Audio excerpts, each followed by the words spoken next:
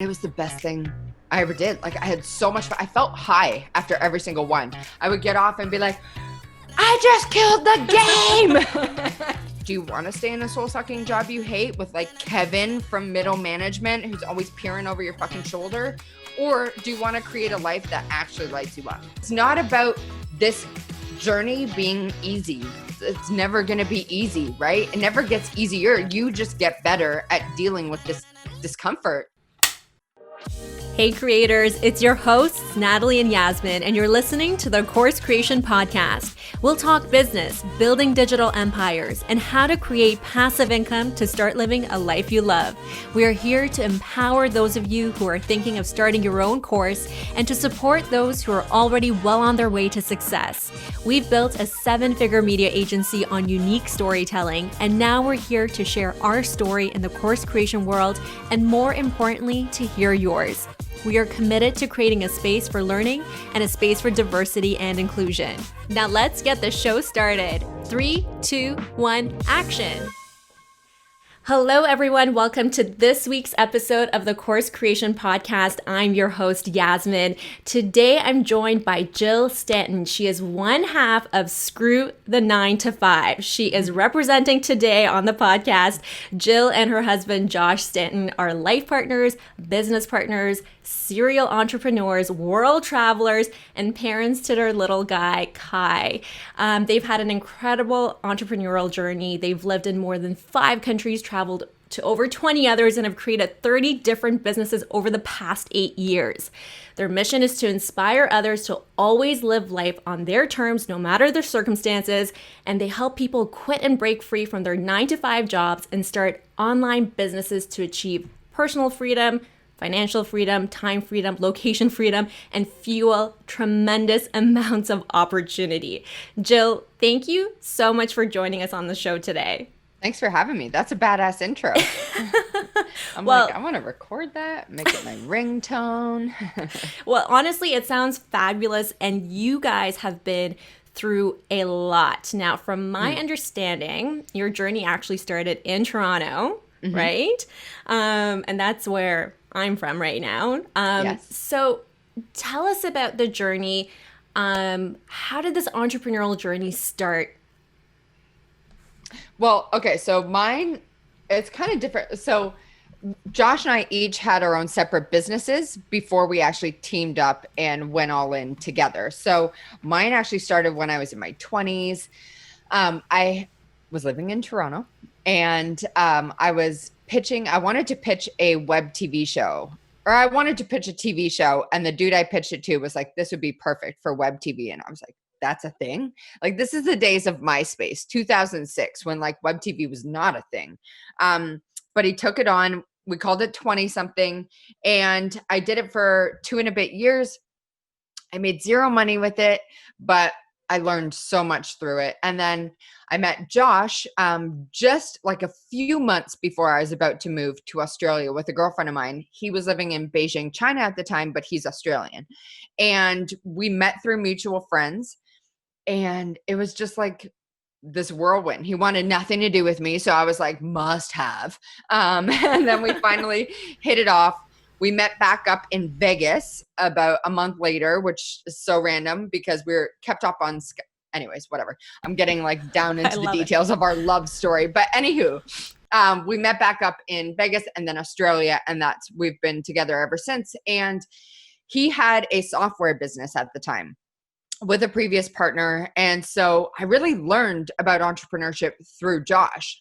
And, you know, the power of creating offers and getting customers and marketing and all of that kind of stuff. And so I started pitching social media services to bars and restaurants. At the time, I had been a bartender for like 10 plus years. And I knew my manager was looking for someone to help with his marketing. And so, the owner, not the manager.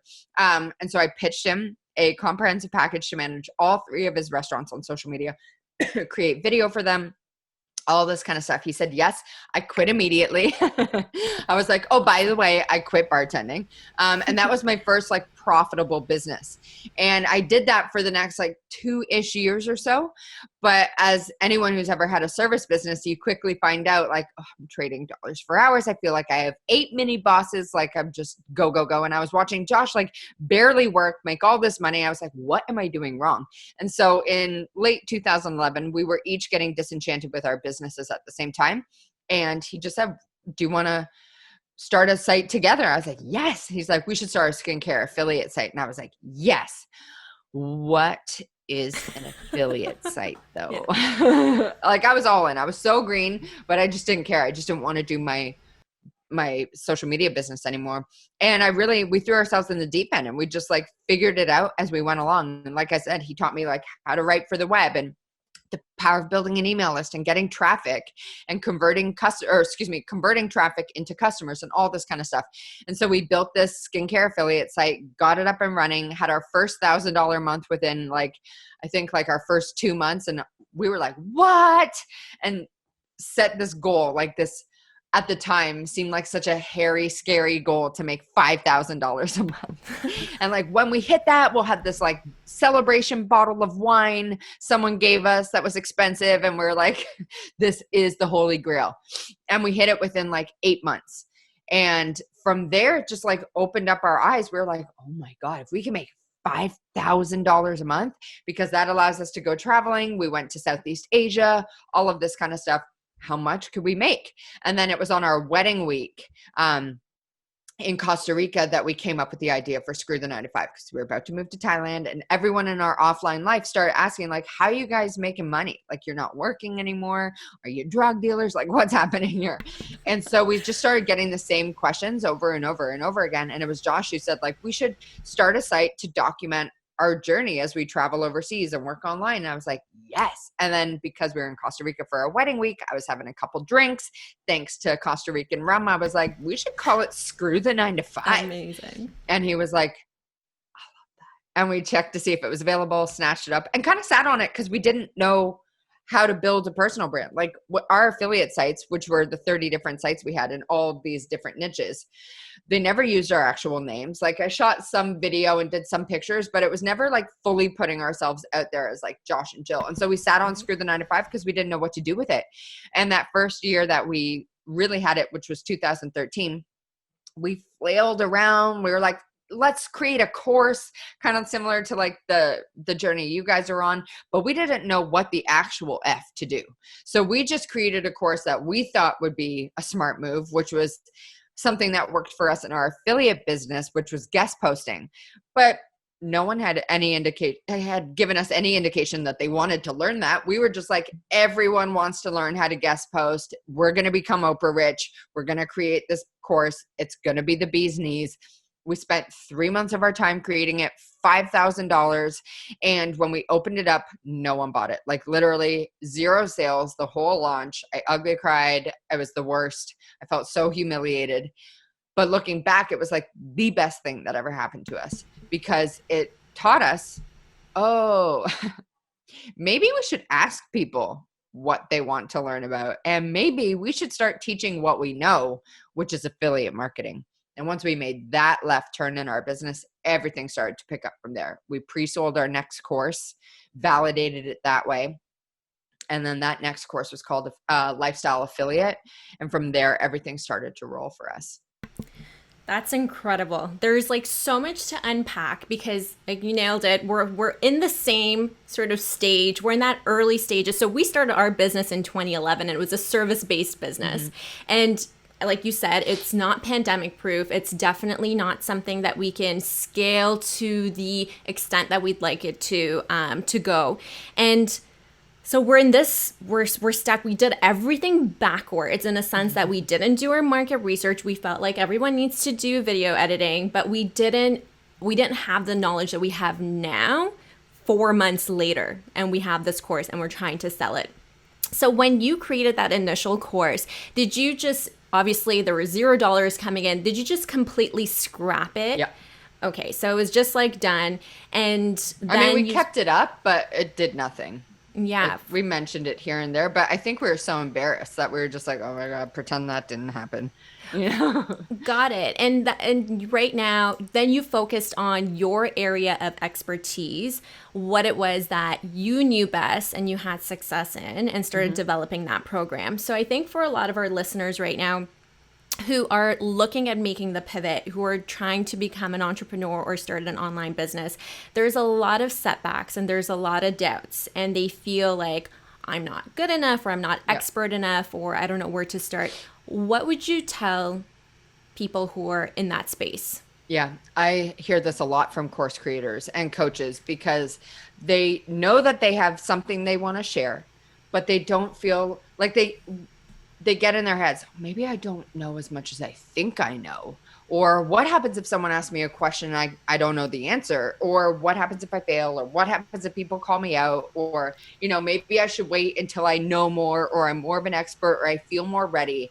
And every time that comes up, because we have these things called course creator boot camps, every single time that comes up, we address it with the concept that we call the 10% edge, in that you don't need to know everything there is to know about teaching what it is you want to teach. You just need to have a 10% edge above the people that you're there to serve. And so if you can know, like, say for me, I definitely have a 10% edge in copywriting. I've never trained on it professionally. I've never taken a course about it, anything like that. But I've been writing and creating copy for The Screw for the last 7 years. So I know that I have a 10% edge on someone who is just starting out in the copywriting space, or just starting to write copy for their business. So I know I could take the knowledge I have over the last 7, 8 years of doing it, and anyone who vibes with my style and wants to learn from me would buy my course. Now, I'm not getting in my head being like, oh my God, I'm not a Laura Belgray, or I'm not an Ashley Amberger, or anyone who's really, sick with copywriting. I'm just moving forward being like, I know that I can serve these people with this information, and I'm taking action from that place. And it gives you the permission to start now before you feel ready, work out your content, and become a better teacher. We all become better teachers by teaching. We become better coaches by coaching. And so it really is just the permission to move forward even when you don't feel ready. Amazing. And actually, Jill, my partner in crime, just showed up. She was on mommy duties earlier. And what I want to do is acknowledge her for being committed to being on here today, because I think one thing as an entrepreneur, it's about showing up, which we're going to get into. And really, you can make up the rules, which is what's so exciting about not being stuck to the 9 to 5. It's about being able to have that creative freedom, being able to set the rules, and also accept things that are out of the norm. Like, forget about what society tells you to do all the time, and really own up to what makes you feel good. And again, being committed to showing up. So welcome, Natalie. Thank you. I'm so glad to finally make it here. I had my morning planned out. I was going to be here right at 11, but you know how it is. Kids, kids, being with toddlers.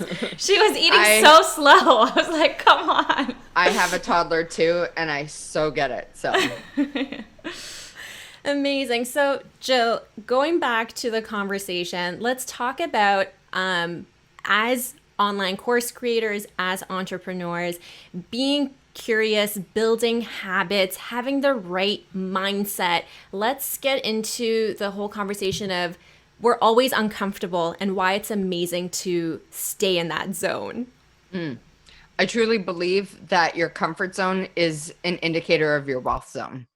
And if you are staying in your comfort zone, staying in the familiar, staying in the safe, staying in the predictable, you're never going to create the kind of wealth, success, impact, freedom, anything that you want, because that stuff doesn't come from comfort zones. That stuff comes from, stepping outside of it, flexing your adventure muscles, like learning as you go. And I really think that as entrepreneurs, we need to start, how do I say this? Instead of trying to avoid discomfort, we need to resist comfort. Because when you stay comfortable, you are not learning anything new. You are not becoming a better version of yourself, and you're not taking the risks that will move your business forward in a quantum kind of way. You're just plodding away, being like, oh, I wonder why this is taking so long. But if you are the type of person who wants to make a huge splash, wants to build wealth, wants to create success and impact for people, then you need to do stuff that scares the shit out of you. That's the only way you're going to move forward. And if you do stay stuck in your comfort zone, things are going to feel like an uphill battle. They just will, right? Because it's not about this journey being easy. It's never going to be easy, right? It never gets easier. You just get better at dealing with this discomfort.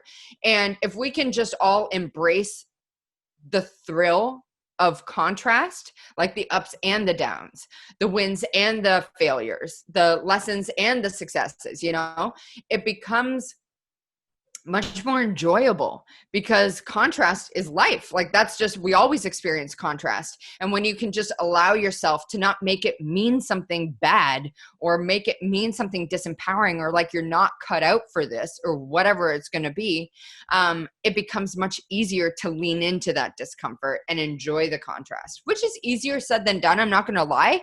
However, with hindsight, you'll be like, oh, I totally see why that had to happen. And then you just start, you give yourself a bit more space and a bit more grace to deal with that discomfort and that contrast, because like I said, it's never going to get easier. You just get better at dealing with it. So true. It's not easy, and it's just about taking action and doing the things that scare you. And as I'm sure you've already covered, we love to sort of go into your journey and talk about, all of the uphill and downhill battles that you had to go through. Can you share, speaking of that, some of the discomfort that you took over time and how you overcame that? One of the most recent for me is just in our last Course Creators Bootcamp we did. For so long, like literally for the 7 years that we've had the Screw, Josh has always been the main coach. Always. He's always led all the courses we've created. He's always done all the coaching calls. He's done all the trainings, and he's so good at it. So I made that mean that I wasn't as good at it, or that I couldn't have my own style or anything, or that like people only wanted to learn from Josh. Not that he got that good by doing it for 7 years, or that I can still have my own style. I made it mean all this disempowering shit about me. And then for our last Course Creators Bootcamp, I said to him, I think I'm going to do my own mindset series in there. And he was like, you should totally do it, so that we have a balance of inner game and outer game. And I was so nervous. I was so nervous to lead my own coaching series, which is ridiculous because I've been in this world for so long. But it was the best thing I ever did. Like I had so much fun. I felt high after every single one. I would get off and be like, I just killed the game.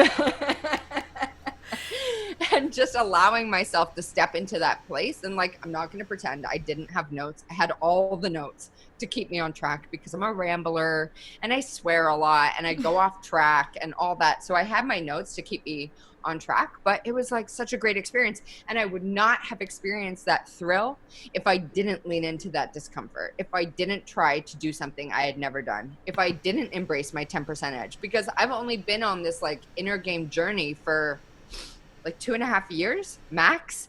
And so I'm not trying to pretend I know all the things. I'm just operating from my 10% edge and saying, I've been working on this. This is what I've learned. Here's the tools I've come across. I hope it helps you as I share them. And it was so awesome. I'm so happy I did it. I love hearing that. Honestly, everything, all the words that you just spoke, it's so empowering and it's so inspiring for myself, because I've been...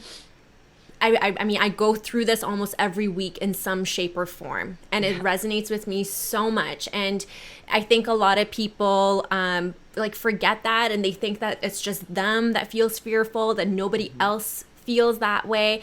And I love your podcast, by the way. I've been listening to it nonstop, and I wanted to point out you really always talk about playing to win, and this really ties in with the mindset piece. So if you can talk to us a little bit about what that means, playing to win, that would be great. Well, when you think about how you show up in your business or how you show up in your life or with your health habits or in your relationships, are you playing to win or are you playing to not lose? Right? And if you think about that, when I had this epiphany, I realized I've been playing to not lose my whole life. I've been doing just enough, right? Like, are you playing this whole business game just to pay the bills? Are you showing up, or are you taking days off when you don't feel like working, or are you procrastinating, or are you not putting yourself out there? Are you not creating offers? Are you not pitching yourself to podcasts? Like, are you not pitching yourself to new clients or hiring a team member that you need to get you out of the weeds? Like, are you complaining about how other people run their businesses? Are you justifying why you don't have the results you want? Are you, hanging out with low vibe people who do nothing but keep you safe and stuck? Or are you playing to fucking win, right? Like, are you showing up and throwing down even when you don't feel like it? Are you doing whatever it takes? Are you all in? Are you fully committed to making this happen? Because so many people will say, I'm all in. And then when things get hard, they'll give up. But that's not true commitment. That's just wanting. Right? Like, when people say, I want to have a business or I want to be successful. Well, yeah, that's really cool. But wanting, like, you never actually get what you want, because wanting is just a perpetual state of not having. You actually have to switch states from I want to have a business into, okay, what do I need to do to bring that dream about? What are the actions I need to take to be the person who has a successful business? And that's where people miss out, because they sit in the wanting and then they don't do what you need to do. Like, look, I'm not going to pretend it's easy. It's why most people can't be an entrepreneur, right? But if you aren't switching out of wanting into doing, if you're not playing to win, you'll forever stay stuck with lackluster results, lack of freedom, lack of money, and lack of impact. And so playing to win is quite honestly like my life mantra, because it helps you really shed the fear of judgment, which I think keeps so many of us playing safe, right? Like, we worry about what people will think about us if they see us fail, because most of us would fail in private and be like, oh, thank God no one saw that. But like, when we fail and others see us fail, that's where like the real emotions come in, right? And so playing to win allows you to shed all of that, because you're like, I don't care. I'm committed to this. I'll do whatever it takes to make this happen. And I'm done playing to not lose. I'm done with a average life, because average people take average people actions. Successful people take successful people actions, which is typically stepping way outside of their comfort zone, doing things that they don't know will for sure work out, or investing in their business when there's no like real promise of how it's all going to turn out. They take successful people actions. They're working on themselves. They're surrounding themselves with people who match their future.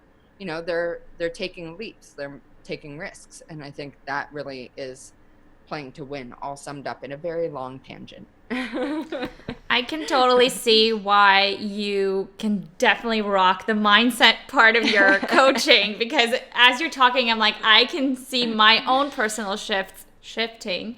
But also what I'm hearing, it's like a life by design. And I like to say that to myself every single day in whatever actions I'm taking. And have I created a life by design for myself? And that's why, when we made this pivot into the course creation world, it was like so invigorating for me. It's so exciting, so much like space of creation and creativity. And, we are still handling our business, our media company, that's still bringing in money, that's still generating income, but it's not as exciting for me anymore. And so Yasmin and I were constantly battling with like, where are we going to focus our attention? And I keep going back, but if I really want to put my eggs in this, because I want to create my life the way that I want to create it. It's my life by design. So it's what do you say to somebody who's basically sitting on way too many chairs? Do you believe like that you should really just focus on where you want to go and blinders on? Like, if they have two businesses, or what do you mean there? Well, if you're pivoting, if you're doing a side hustle, you know, like you've still got your 9 to 5, like Yep. that's your brand, right? Like Yep. quit the 9 to 5. When is a good time to quit the 9 to 5? Yeah. Great cue. I never give a concrete answer around this because it's so subjective, right? Like I'm never going to be the type of person who says, yeah, you should quit your job and go all in when you don't have savings like that. Especially right now, that feels reckless to a lot of people, right? However, Josh and I did. We're like, fuck it, we're all in. And we closed down our businesses and we were all in, right? We didn't know if it would work, but we just knew we didn't want that anymore. And so we were single focused, like playing to win to achieve this dream. And so I think you need to have a real think around, what are the things that I need to have covered in my life? How much money do I need to make in order to take care of my bills, expenses? If you have kids, you know, mortgage, whatever, create a runway, right? Or start hustling during the weekends or before you go to work or after you go to work. So many people are like, yeah, but I'm tired. Well, then get up earlier. It's not supposed to be easy, right? Like, it's not like, oh, you do? Then don't worry about it. It's okay. Have a sleep in. It's like, well, do you want to stay in a soul-sucking job you hate with like Kevin from middle management who's always peering over your fucking shoulder? Or do you want to create a life that actually lights you up? Because there's always going to be some sort of sacrifice you have to make, right? There's always going to be some level of pain. You either have short-term pain for long-term gain, which is entrepreneurship, BTW, or you have short-term pleasure, which is a job, for long-term pain when something like COVID hits or a recession and all of a sudden jobs get wiped, or people or companies are like, meh, we don't need you guys anymore. Peace. You know, you just choose your flavor of it. And then if you do want to create a business, then you start being smart with your time, start being diligent, start being committed to moving the needle and focusing on the 5% of things that actually get results, which is creating offers and making offers. 2, fulfilling on that. And 3, getting in front of the people who are aligned with what you have to say and sell. Shit like scrolling social media or like worrying about logos or brand design or landing, but like none of that matters in the beginning. All that matters is you generating income. And that comes from you creating an offer and getting it out there and getting it in front of the people who are aligned with that offer. That's it. In the beginning, don't worry about like, I'm going to do a daily podcast. What? No. Like, no. We're going to make offers. That's what we're going to do. And yes, create content, but don't get so bogged down of like, oh, I should edit this, or, oh, this didn't sound good. What is the topic I feel like writing about today? You know, like all of that stuff just keeps you stuck in the weeds. If you have a limited amount of time, first realize that that's an unfair advantage for you, right? Because you don't have a ton of time to spend on like, I'll just see what's going on IG, or I'll just research a hashtag strategy or any of this nonsense that doesn't move the needle, right? If you have limited time and you have maybe 1 hour in the morning and then a few hours on the weekend, focus on the stuff that moves the needle. That's it. And then as you start to gain traction, then you can start dialing back your work or quit altogether and go all in. But if you're not prioritizing your business in the beginning when you still have your job, how are you gonna know for sure that you'll find a way to prioritize it when all the things come up in your business, like a VA ghosts you, or, you know, someone says something shitty in the comments of your ads, or a launch doesn't go the way you anticipated, or a variety of all the things that could go wrong when you're running your own business. And it really is just about prioritizing it and playing to win. Having conversations with the people you need to have conversations with and saying, from this time to this time, that's my CEO hours. That's my time to work on my dream, and be unapologetic about it. Because if you don't start carving out those pockets of time, you'll forever be on someone else's schedule, and you'll forever push back the date and the time of when you want to launch insert business here. And so just really having boundaries, communicating expectations and those boundaries, of course, and setting these pockets of time where you can work solely on your business. I think that's one of the easiest things you could do if you still have a job. Yeah, that's really, really great advice. And I really want to talk about creating offers. because that's a huge point. That's like the starting point to, it's the catalyst to you building your business. So for someone who is just starting out, what does that look like in terms of creating an offer? How do you know what your market or what your audience is looking for, and how can you best serve them in those early days? Well, I think in the early days, like if you're just getting started, I think one-on-one is the easiest way to start working this out, right? I'm not saying you have to do one-on-one for forever, but it is the easiest way to start figuring out where people get themselves stuck, what they really want. Because a lot of people, myself included, when we had our first course, like you totally miss the mark because you don't understand the side of like getting clear on the transformation your course or your offer provides, or who it's particularly for, or what bonuses go in to sweeten the deal, or, you know, the ideal price point for your market, all of that kind of stuff. If you can start with one-on-one allows you to start working out your content, right? And start figuring out, how do I get people this result? And that just comes down to getting clear on what you are really good at, what you know really well, or what you're passionate about. And then finding something in there that people actually want to purchase, right? A result, an outcome, a goal, whether that's, you know, lose weight or make money or have a better relationship or, you know, not kill your kids or, you know, certain things that people, actual outcomes they want. A lot of people say, I help people get unstuck. What does that even mean, right? There's no clear transformation there. And so thinking that way first, and then starting with one-on-one clients, like I said, and gradually work your way up. I'm not saying you have to go from 0 to 100 in the space of a few months. I actually think that's stressful. It'll probably like get you all frazzled. You won't do your best work. Take it slow. Start with one client, then get a second, then get a third, and start seeing what works for them and where you really shine and how you help them get results, and then start packaging that into a more scalable offer, whether that's group coaching or a course. I also love teaching courses live. I think that's such a dynamic way to deliver information as well. I think it's more engaging for students is to teach your content live, especially when you're just getting started, because you can see where people fall off. Or you can see where they kind of get stuck or they get confused or overwhelmed, and you can start finessing your content that way. So just even with our Course Creators Bootcamp, we teach that live every single time. And we're always refining it because we're always finding these little pockets where people get stuck or confused or overwhelmed. And we're like, okay, noted. For next time, we have to switch day 3 with day 5. You know what I mean? And so we're just always looking to finesse. I think that's the power of teaching live as well. Amazing. We've been getting a lot of advice that you should definitely test the market before you even go out there and start coaching anyone or offering any courses. But what I love about what you're suggesting is that, you know, you're out there, you're coaching others, and you're learning from their learning about how to really curate your content. Do you advise people to test the market in any way when they're starting out?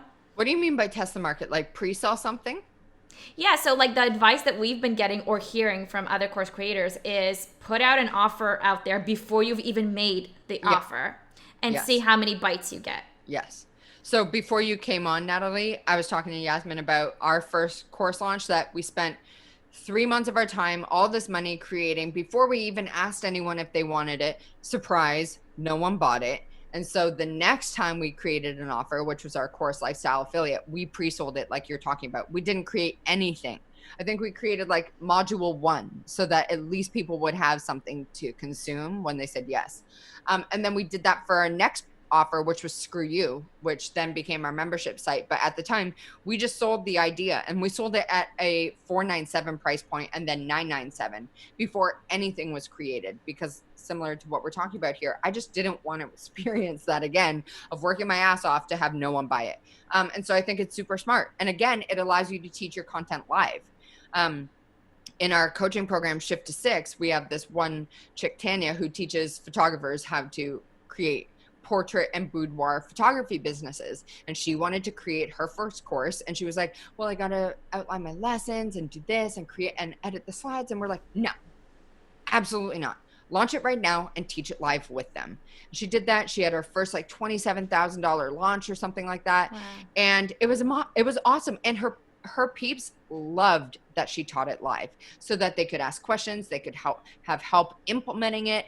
And so I think there's so much magic when you get to teach something live and pre-sell it and just work with people on the fly. It might feel messy, but it is quite an engaging experience for both you and your customers. And as long as you show up with the best of intentions and you want to help them get results, I think if you're doing the best you can in any given moment, then you're doing the right thing.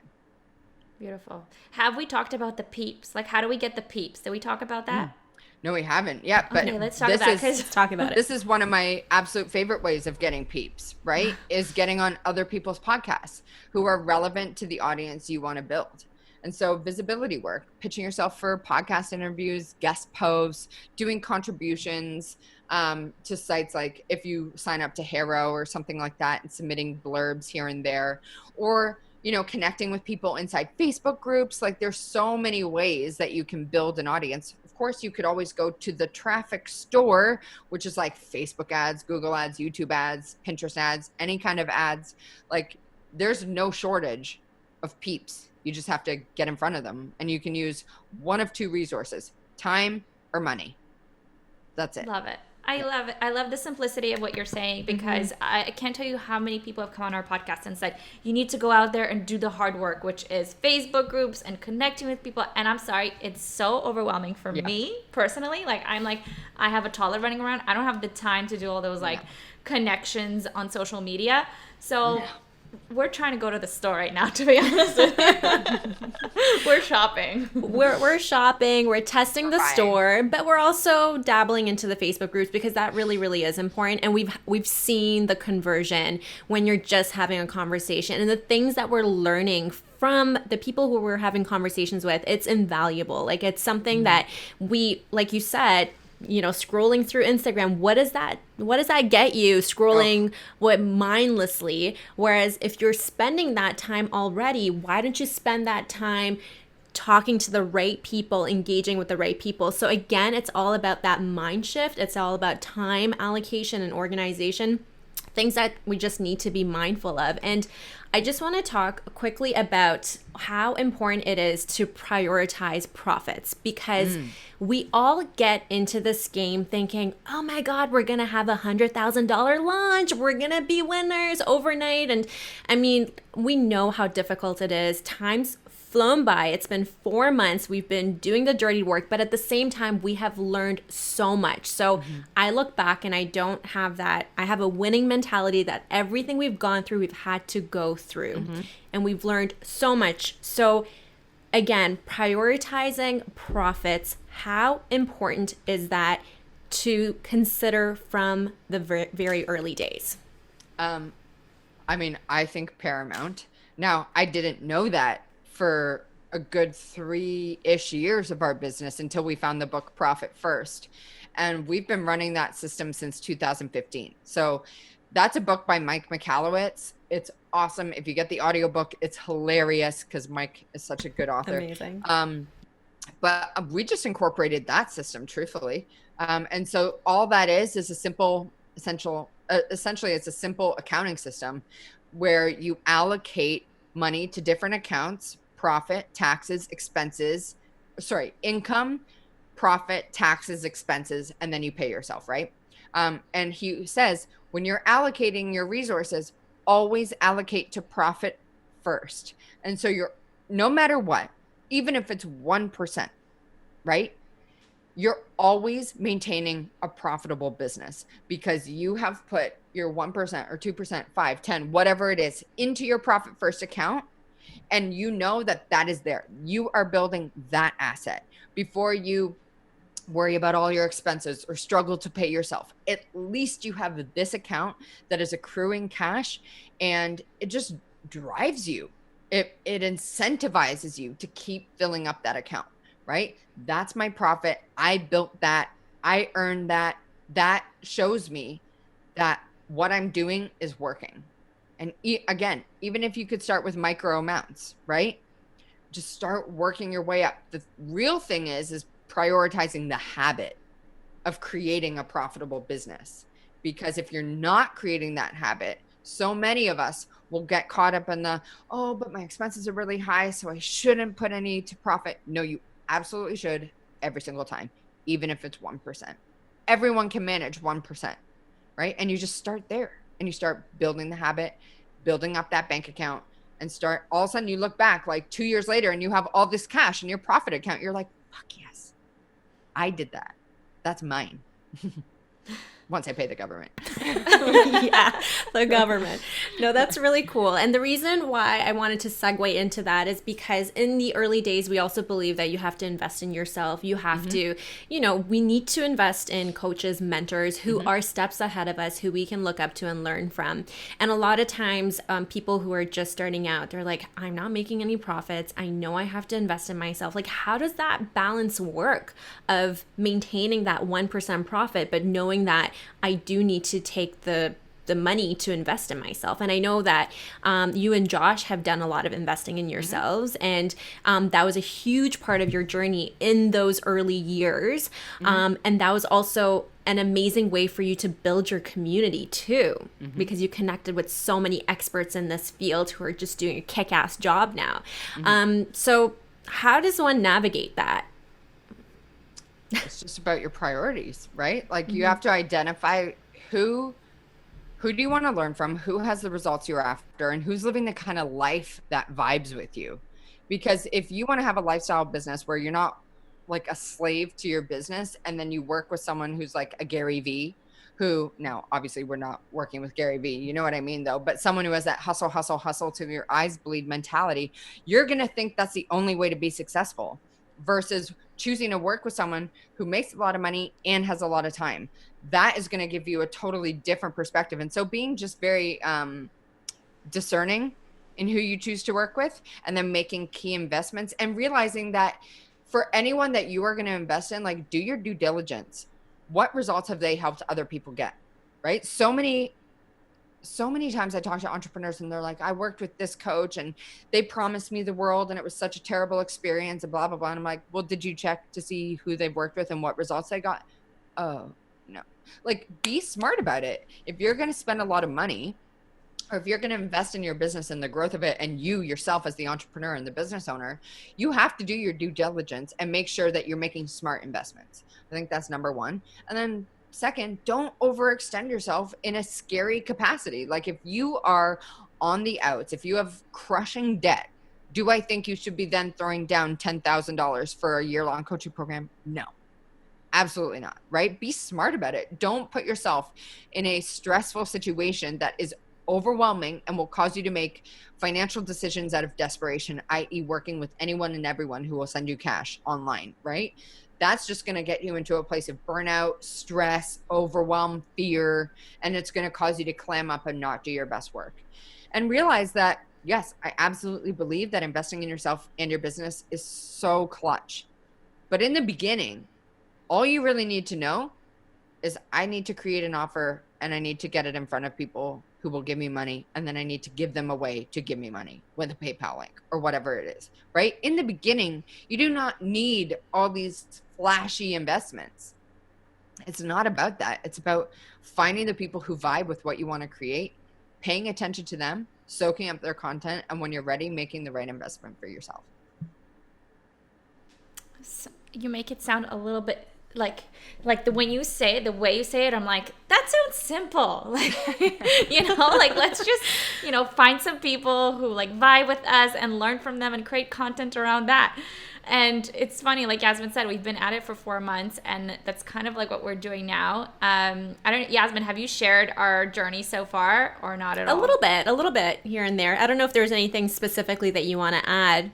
No, I kind of wanted to say that we totally did what you did, right? We created our course full out without sort of understanding who our demographic is and what they want, and now we're at the store trying to like sell it to people. I love that you guys are being honest about this on a podcast.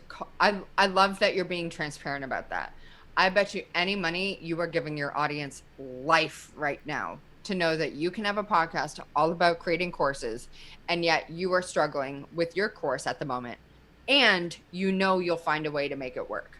Or you'll pivot into a new offer, right? And next time you'll pre-sell it. And so I think that that's being so, I just feel like you're doing such a service to your audience in owning your journey, embracing the 10% edge and putting all of that out there right now, because it just builds this mad trust with people. And trust is the currency, really, right? Like trust is the currency of someone wanting to work with you. If they don't think you're being honest, or if they don't trust you, you're dead in the water.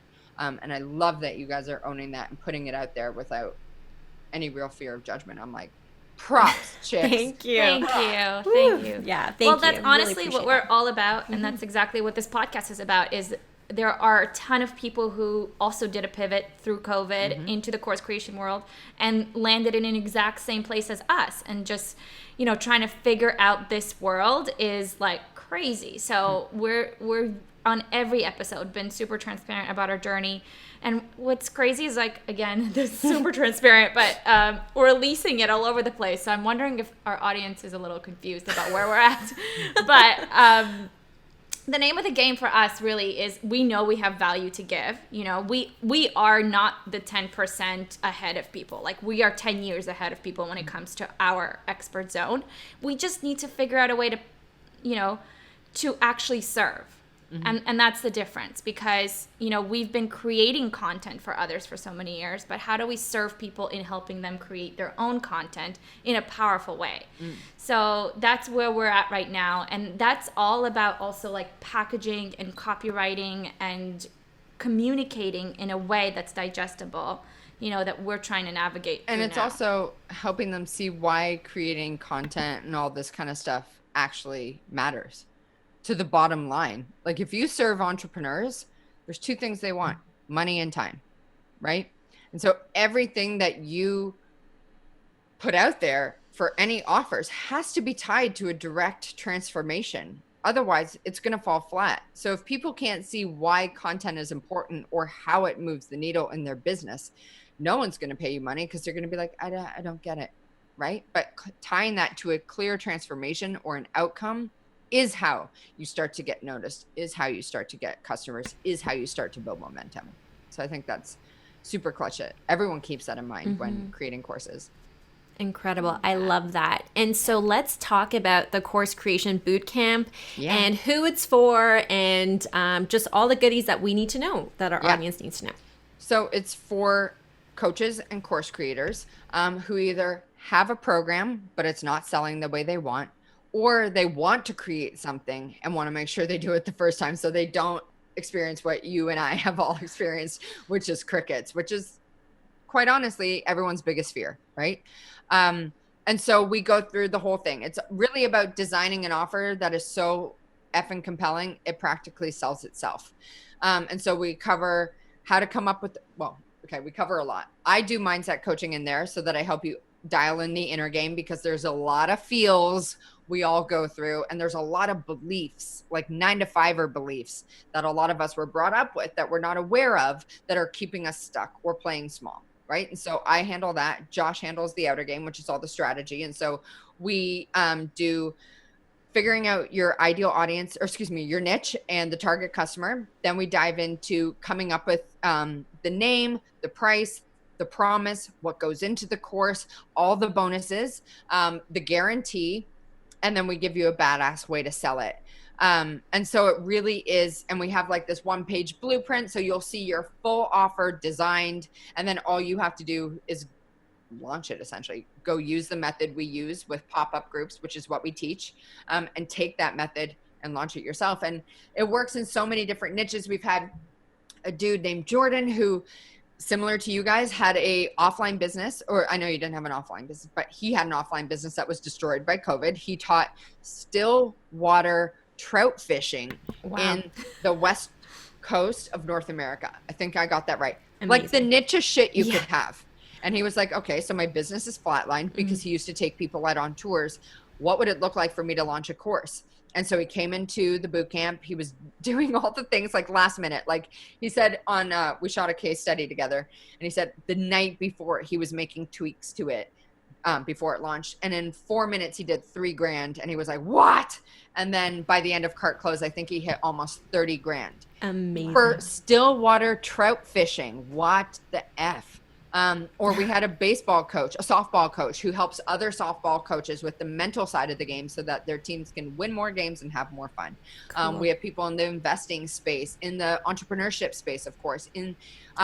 We have someone who, what's her thing? Happy Little Humans. And so it's with like kids and family and moms, and there's someone who teaches tech, and there's someone who teaches SEO for Shopify stores. And there's so many different niches that this works for. And so it really is. Our next one comes up in September, and it's I say it's 5 days, but with all the bonus training and all that kind of stuff, it ends up being like 8 days. But it's our favorite thing we do in our business because everyone gets so much momentum, so much clarity, so many results. We're all in on it. And so it's my favorite thing. I love it so much. And I just love seeing everyone else's ahas. I can totally see how much you love it in just the way that you talk about it. Love it. Sounds incredible. Speaking of, the transformations that you've made for so many other people and this industry and where it's going, do you think there's space for anybody and everybody? Like, do you think that, at a certain point we're going to hit a plateau? It seems like the e-learning industry is just climbing up and up and up and up.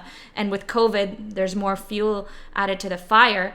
But is there going to come a point where you can see that it's just like there's too much out there? I mean, maybe, but it's not like that's happening tomorrow. The whole world just went online when COVID happened. Like that was the domino to get the entire world, it seems, online. And so I'm just a believer that there's always more where that came from. And there will always be new opportunities. There will always be new people who want to learn. I also believe self-education is under a revolution right now where people are like, oh, I don't need a degree. To like Google just released, what was it, like 10 or 15% of their people do not have degrees. Like they hire people who are just self-taught, right? People who are just like wicked smart with certain things, certain engineers or coders or whatever it is, idea comer-upperers. And yeah, I just think it's changing. And I also believe that the world is more abundant than we can possibly even fathom. And that's not something we're going to have to worry about for the next little bit. So I just choose to like focus on maximizing it, riding the wave, not getting left behind, and creating a badass life. Love it. So we should amazing. just wrap it up there. I know. Well, we are approaching the end. So I don't know if there's any other questions you have, Nat. I just have the one question. Yeah, let's do it. We can talk to you forever. This is I amazing. And we didn't even, we covered a lot, but I know you have a lot to say about the inner game, the mindset, like more and more and more. But if anyone's interested, also check out Jill and Josh's podcast because you get a lot of that there. Yeah. Well, we always ask our guests one question before we let them go. And it is, if you were to leave our listeners with one last wisdom bomb, what would it be? Oh man, there's so many things I want to say. I think a lot of us get trapped in these limiting beliefs that like we don't know enough yet, or we're not ready yet, or who would ever want to work with me, or what happens if I don't know as much as I think I know, or what happens if I fail, or what if, and we what if ourselves into being paralyzed and immobile and not moving forward. And if I could just leave them with one thing, I'd ask them, what do you currently believe about your ability to create a successful, wealth-driven business? What do you believe about your ability to create success, impact, freedom, wealth? Start listing those out, right? And really get clear on it, because you can't change what you don't acknowledge. And we just quoted Dr. Phil at the end of a podcast, because that shit is so true. You can't change what you don't acknowledge. And if you are not aware of what you currently believe about your ability to make all your dreams happen, you will forever sabotage it. And so ask yourself, what do I currently believe about my ability to make $100,000 or make $1 million or whatever your ultimate goal is? Then list out the 5 things that first come to mind. If you can list more, please do. Then from there, ask yourself, what do I want to believe about my ability to create, insert dream or outcome or goal here, and start listing that out. And the power of this exercise is once those old beliefs, those amateur beliefs come up for you, and they will all the time, you now have awareness around them. So you can catch them in the moment and you can cancel them, right? And that will help you start upgrading the way you think slowly but surely. Because as you build awareness around these disempowering thoughts you have, you can start to catch them, like I said, and cancel them when they come up and start to replace them with the new belief you want to believe. And I believe that that's how you start to think like a successful entrepreneur. Love it. Amazing. Thank you so much for sharing that. So much amazing wisdom and insights, everybody. If you didn't get something out of that, I don't know where you're at. So get out of here. Get out of here. So Jill, where can our listeners find you? Yeah, screwthe9to5.com, all spelt out, no numbers. Or if you do want to check out the bootcamp, that's screwthe9to5.com/bootcamp. And then we mentioned our podcast, but that's thescrewshow.com. It sounds like porn, but it's business. Love it. Love it. Thank you so much for coming on to the show. It's been such a pleasure to have you. And like Yasmin said, so much wisdom in this episode. We can't wait to share it. Thank you so much, ladies. I appreciate it. Thank you. That's a wrap on another episode of the Course Creation Podcast. Thank you for tuning in and being a champion of ours. If you enjoyed this episode, please hit subscribe and find us on Apple Podcasts to leave us a review. We really want to hear from you. And we're going to be digging through reviews for our next guest to feature. So if you're interested in being a guest, then you know what to do.